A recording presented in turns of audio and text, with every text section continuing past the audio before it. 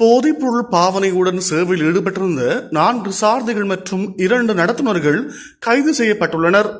போதைப்பொருள் பாவனையில் பயணிகள் பேருந்துகளை செலுத்தும் சாரதிகள் மற்றும் நடத்துனர்களை கண்டறியும் விசேட முற்றுகை நடவடிக்கை ஒன்றை ஹொரண பிரதான பேருந்து நிலைய வளாகத்தில் முன்னெடுக்கப்பட்டது. இதன்படி ஹொரண, இங்கிரிய, மொரகன மற்றும் அக்குருவாந்தோட்ட ஆகிய காவல்துறை நிலையங்களின் போக்குவரத்து பிரிவு அதிகாரிகளும் தேசிய போக்குவரத்து மருத்துவ நிறுவன அதிகாரிகளும் இணைந்து இந்த நடவடிக்கையை மேற்கொண்டனர்.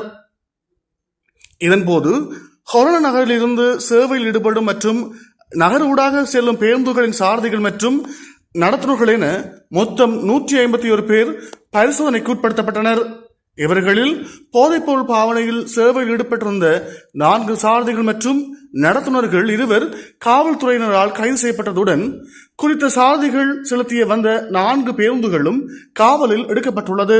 சம்பவத்தில் கைது செய்யப்பட்டவர்கள் 34 முதல் 61 வயதுக்கு இடைப்பட்டவர்கள் என்றும் அவர்கள் குடாவோடுவ, பெல்லம்பிட்டிய, கழுகாகின்ன, கோவின்ன மற்றும் எகொடகென ஆகிய பகுதிகளைச் சேர்ந்தவர்கள் என்றும் காவல்துறையினர் தெரிவித்துள்ளனர்.